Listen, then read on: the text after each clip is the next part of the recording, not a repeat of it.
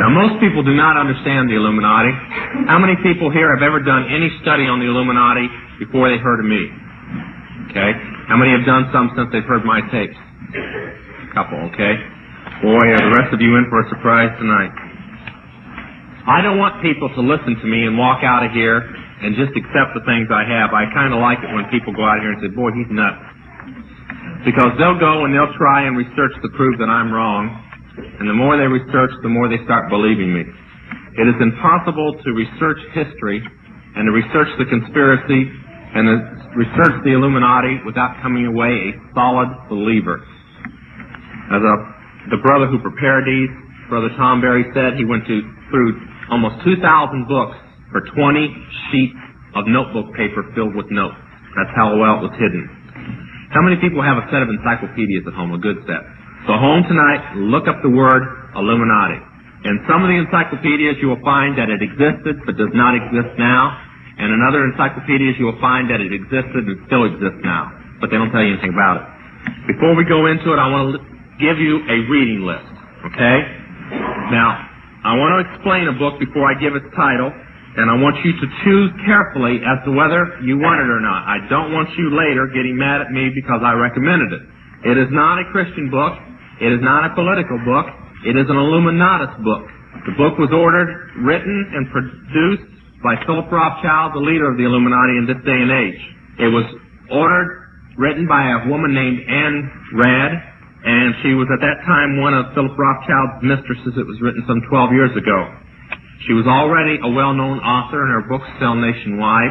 Mostly people who read them are communists. And she wrote this book. It was supposed to be a novel. It's 1,100 pages, so if you don't like to read, don't buy it. And it was written as a novel, supposedly, but it is a code book. And within the book is a step-by-step plan to take over the whole world by taking over the United States. Now, I'm going to say many things tonight that a lot of people will try and go out of here and say that I'm anti-American. No, I'm extremely pro-American. I couldn't be that till I became a Christian. But I'm extremely pro-American. I am just anti-government that exists within America today, because it is not the government of the people any longer, and I'm pro-people government. That's a term misused by communists a lot. I'm sorry if you're upset that I use, but that's exactly what it says in the Constitution. Oh, this is what I've been waiting on. I'm glad he brings it. I know what's in it. Wouldn't be the first time. Now, the power of the Illuminati, and I'll give an explanation. The Illuminati is as following. Okay, first, most people have found the Illuminati in things that have crossed their path. People have found it in the occult, and mistakenly they have said, aha, the Illuminati is the occult. Then they have found it in the Masons, and they said, aha, the Illuminati is the Masons. Then they have found it in politics, and they said, oh, it's politics. So they found it in the international banking system, or they found it in Zionism. So they list it as just being that. Actually, it is all these things, and much more. They have found it in the Mormon religion. That's because the leaders of the Mormon religion are high echelons in the Illuminati. They have found it in the John Birch Society. That's because the man who leads the John Birch Society is both a high-degree Mason and a Mormon. But it is all these things, and its power is finance. If you would take its finance away, which is impossible. Oh, I'm sorry, I forgot to tell you the name of the book, and I just realized that. I started out. I'm getting ahead of myself. The book is called Atlas Shrugged. Oh, Atlas, you know, Atlas supposed to hold up the world? Shrugged, like you shrug your shoulders. Atlas Shrugged. Now, this is the warning that goes with it. I'll be talking about occult books tonight and how demons are in occult books and in their music and so on. This isn't so with this book.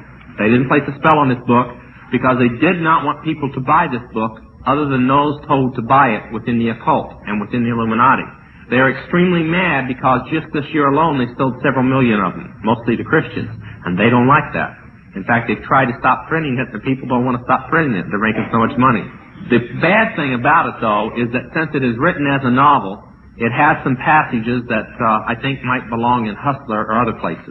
Maybe out of 1,100 pages, you might count 5 that are this way. You can tear them out and throw them away. They're just stuck in there to hope. They're stuck in there on purpose to keep Christians from reading the book. So if you should get to a passage that is a little something you shouldn't read, just turn to the next page. It'll be over by then, and you can go on with the story. Now, if you don't like to read, skip the first 200 pages. The first 200 pages is exactly the way most people in the world are. They're very boring. No, actually, they're the conspiracy from people in all the walks of life talking about this incident happening and that incident happening, and you know, it's very boring to the fact it lets you know that it's the conspiracy that's planning the incidents. It's like reading the newspaper today. You don't really know what's happening behind it. But after about the first 200 pages, 8 chapters, 9 chapters, something like that, it starts showing you that everything that is happening is conspired to happen. And I'm going to give all these things, and I want to say something before I give the rest of the reading list. The common name for the Illuminati is the conspiracy, or the Great Conspiracy. You were taught in your history classes, and some people can remember this if they want to confess up to being that old, that history was taught that it happened because somebody conspired for it to happen. Then we didn't want in this nation anybody to get ideas that maybe our government was a conspiracy. So they decided to start teaching that it just happened because it happened. You know, World War II happened just because some people got mad. World War I happened because some people got mad. The Depression happened because we bought too much too soon without enough money. They did not want anybody to get the idea that it all happened because somebody conspired for it to happen. But I hope to accomplish one thing tonight more than anything, that I will change your attitude, that I'll set new forms of patterns or whatever in your life, that you will walk out of here and when something happens you'll go, now I wonder what they're really up to. Really? Okay? I'm going to give you the rest of that reading list. I haven't forgotten. Just bear with me. When you study Atlas Shrugged, this book was written, as I said, 12 years ago. You will find out that you are reading the front pages of the paper today.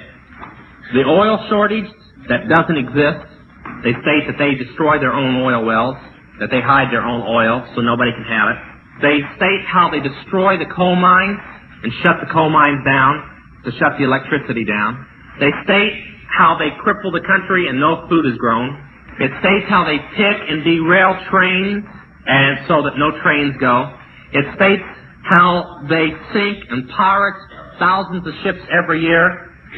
We just recently heard a report by the Coast Guard down in Florida, how they're asking people not to sail out on pleasure craft in the Bermuda Triangle area, not because they believe in the Bermuda Triangle, but because over 1,000 ships were pirated last year and everybody on board was killed and dumped in the ocean. Now, they don't like to put that in the front pages. You see, that might cause some people to wonder about some things. And this is all in this book that was written 12 years ago. And in the book, they gain control of the world by bankrupting their own businesses.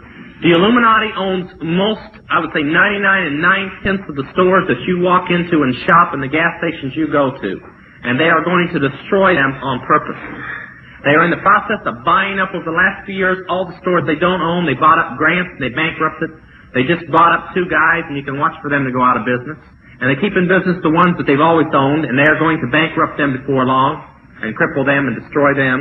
And the idea of taking over is to bankrupt the whole world where nothing is of any value and the currency does not exist anywhere, and then come back and solve all the problems. I heard the Gaithers, which are my favorite group, recently on a record in a live concert. The guy was talking about the energy crisis. He says, it's funny, it doesn't matter if it's Republicans or Democrats. They get elected, they cause us problems, and then solve them so it looks like they're doing something. Now that's about the way it really is. And the book in Atlas Shrugged ends with the hero, John Galt, which is really Philip Rothschild, lifting his hand up in the air and drawing the symbol of his organization. It never says Illuminati in the book. In the air and says, we shall follow this symbol back. And the symbol that he draws is that. Can everybody see it from where you're at? It's a dollar sign. Now, the dollar sign is only used in America, by the way. Nowhere else to represent money. It's almost 8,000 years old, or probably older. It goes back and you find it in the pyramids. And it means to scourge or to punish, and through punishment to purify and make right. That's what it means. Funny that that's what we symbolized our money.